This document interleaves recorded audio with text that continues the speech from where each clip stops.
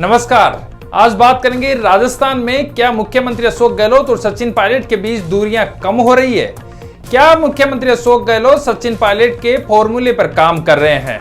और आखिर में बात करेंगे वसुंधरा राजे की कोटा में रैली क्या संदेश देती है, क्या मैसेज देती है। सबसे पहले बात करेंगे सचिन पायलट और मुख्यमंत्री अशोक गहलोत के बीच क्या दूरियां कम हो रही है।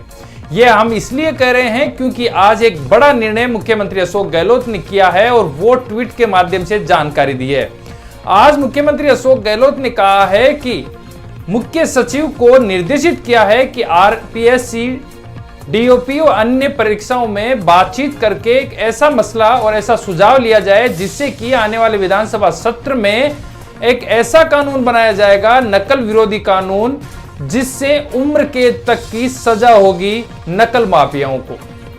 हालांकि इससे पहले भी बिल लाया गया था जिसके अंदर अलग अलग प्रावधान किए गए थे। चीटिंग एक्ट जो लाया गया था उसके अंदर अलग अलग प्रावधान थे और वो पास भी हो गया था। लेकिन अब मुख्यमंत्री अशोक गहलोत ने एक बड़ी योजना बना ली है। विधानसभा सत्र लगभग 14 जुलाई से शुरू होगा कहा यह जा रहा है और इसमें यह बड़ा बिल लेकर आने की पूरी कोशिश मुख्यमंत्री अशोक गहलोत कर रहे हैं और उन्होंने साफ आज ट्वीट के माध्यम से ये जानकारी भी दी है, मुख्य सचिव को निर्देशित भी किया है।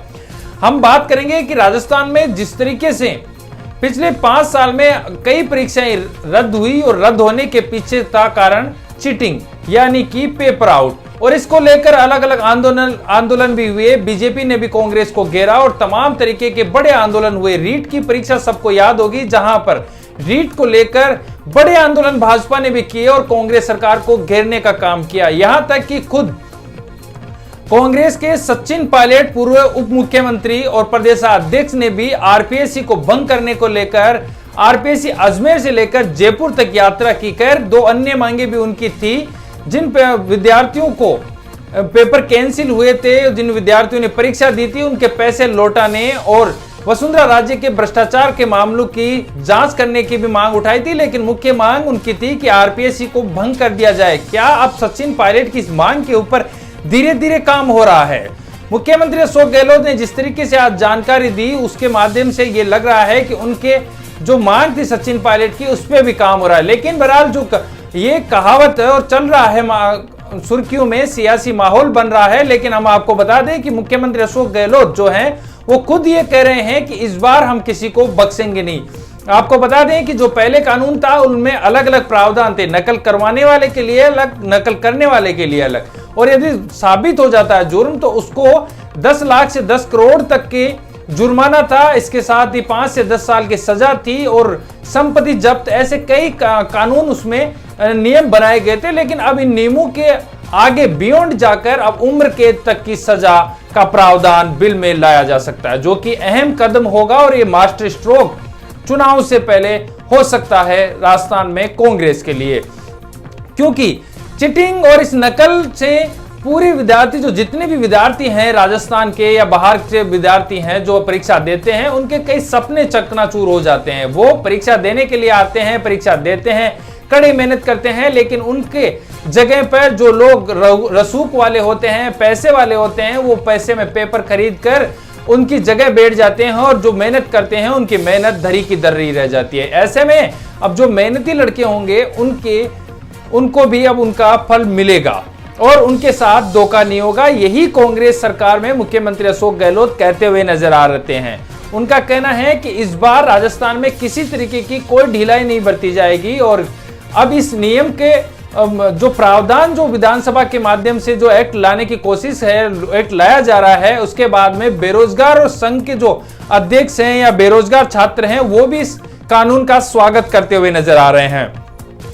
हमारी दृष्टि में देखा जाए तो यह अहम कदम होगा क्योंकि ऐसे निर्णय बहुत पहले ले लेने चाहिए थे, जिससे राजस्थान में बेरोजगारों के साथ जो मेहनतकश विद्यार्थी हैं उनके साथ किसी तरीके की कोई भी लापरवाही या छल ना हो। इसके लिए ये नियम बहुत पहले आ जाना चाहिए था। अब देखिए, इसके माध्यम से एक और बड़ी बात यह होगी कि आने वाले समय में बच्चों के भविष्य के साथ खिलवाड़ नहीं होगा, बच्चों का भविष्य सुधरेगा। और जो मेहनत, सभी जो ये सोचकर बैठे रहते हैं कि हम पैसों से पेपर खरीदेंगे या किसी तरीके के जोड़ तोड़ से पास हो जाएंगे, वो भी हम मेहनत करने लग जाएंगे और इससे आने वाले समय में बच्चों के भविष्य पर बड़ा प्रभाव पड़ेगा, बच्चों का भविष्य सुधरेगा।